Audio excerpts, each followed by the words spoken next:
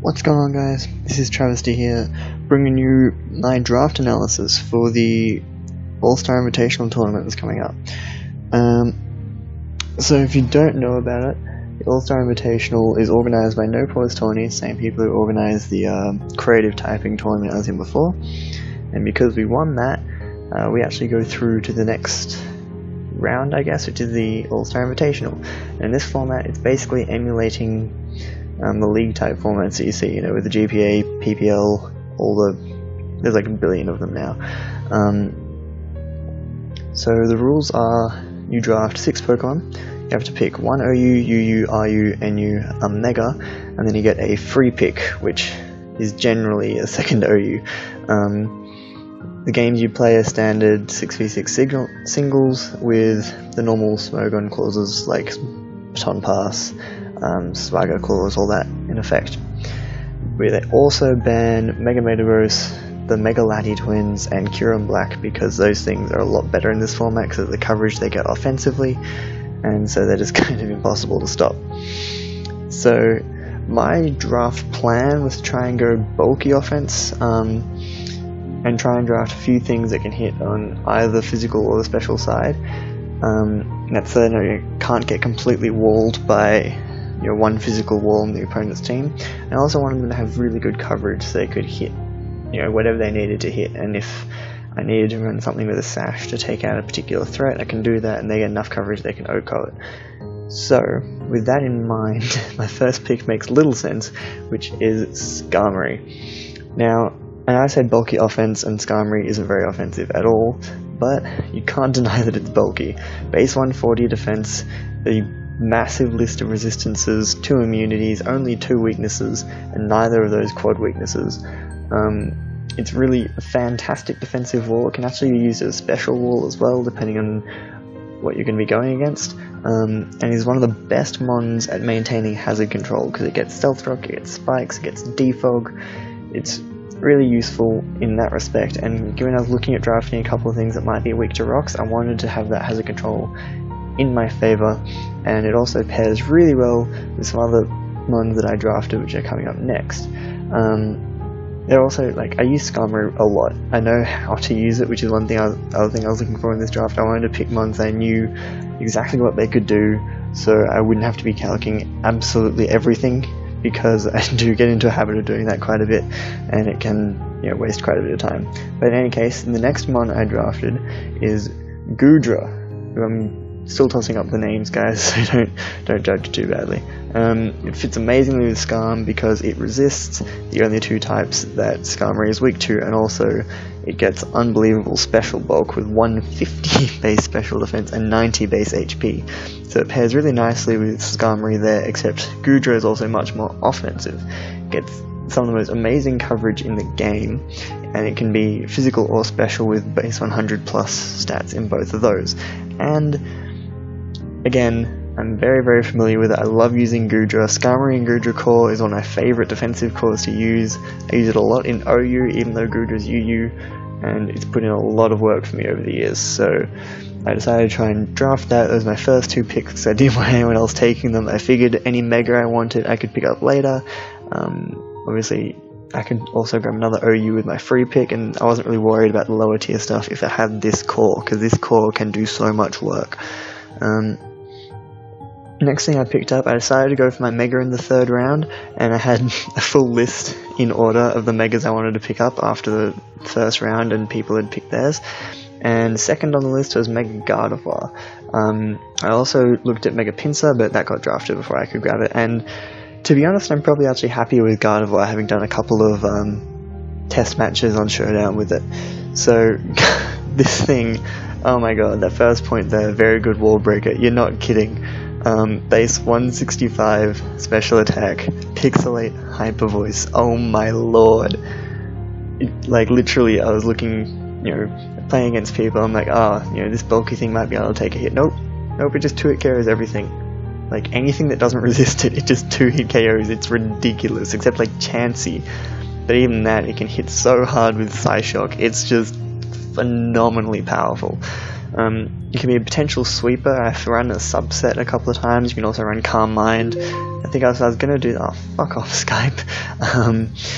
If I was gonna run Calm Mind, I would probably run physically defensive. I'm not sure how that would work, but you know, we could see how it would go. It's also very useful as a support mon because it gets access to a lot of moves like Will-O-Wisp, Wish, Healing Wish even, and Heal Bell, so it can be really useful cleric, and obviously it's still got very good special bulk. So if I'm looking for another specially defensive mon to go with Goodra, I can run this and run it with Willow. I can wall a couple of things.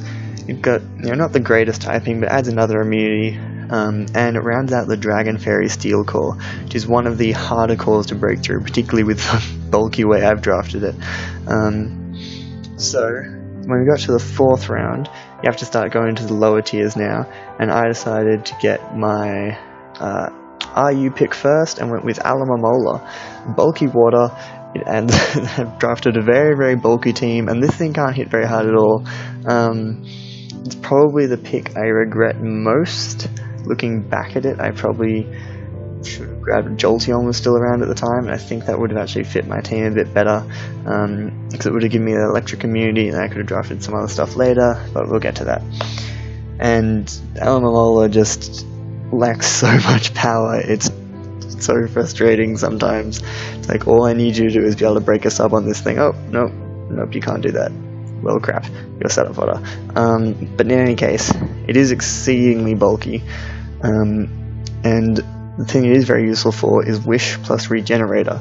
So you Wish up, you can switch out, you heal up Alomomola, you then heal up whatever you bring in. It's actually pretty useful. It also gets access to Healing Wish again, which, you know, it was nice having it on Mega Gardevoir, but at the time I drafted that, I didn't really have anything else I would Healing Wish into, except maybe Goodra, because nothing else I drafted is likely to be a win condition, whereas here, I can Healing Wish back into Mega Gardevoir and go back to 2-hit KOing the entire metagame. It also actually pairs really nicely with Skarmory and Goodra. It means I can afford to run Skarmory specially defensive if I need to, and this thing can run specially defensive if it needs to. And again, Electric and Grass, both of those can get eaten up by Goodra. It also resists Ice, which neither of the other two did, and basically between Alomomola and Skarmory, I don't give a shit about any physical attacker. Like, I've looked at some of the calcs, and it's like a really, really powerful fighting type can be a bit of a problem, but they still can't 2-hit KO either of those two. So yeah, because, you know, Banded Darmanitan, guess what can eat up those hits? Kanye fucking West. Victini's a bit more of a problem because it gets much better coverage with Bolt Strike, but, you know, I have to work around that somehow.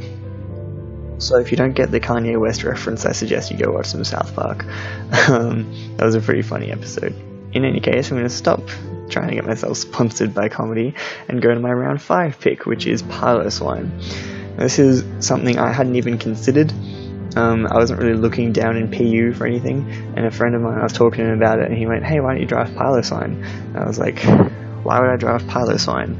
I mean, I wanted an electric immunity, but I figured there were better ones. I was going to go with something like Electivire so I could have some more offensive presence.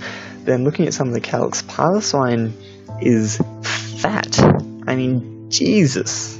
I was really surprised, and it hits back so hard. Like, this thing, I was using it before, took 40% from a life-orbed Excadrill and O-Code with Earthquake. 40 fucking %. I mean, not that I really care about Excadrill when I have a fucking Skarmory, but still. Fortunately, it is weak to fighting, which, you know, my team does struggle with a little bit. I do have Mega Gardevoir, which quad resist fighting, but it doesn't really want to be switching it on most physical type hits. Most physical hits, sorry. So I'm gonna need to find a way to work around those strong fighting types, which almost everyone drafted, including myself. Other thing about Piloswine is I wanted some more priority because I had literally none. And, you know, Stab Ice Shard from a base 100 attack is nothing to scoff at. It deals really nicely with things like Tyrantrum, for example. Ice Shard 2 KOs Thundurus, which is fantastic. In any case, as I was talking about strong fighting types, I also drafted one, which is Lucario.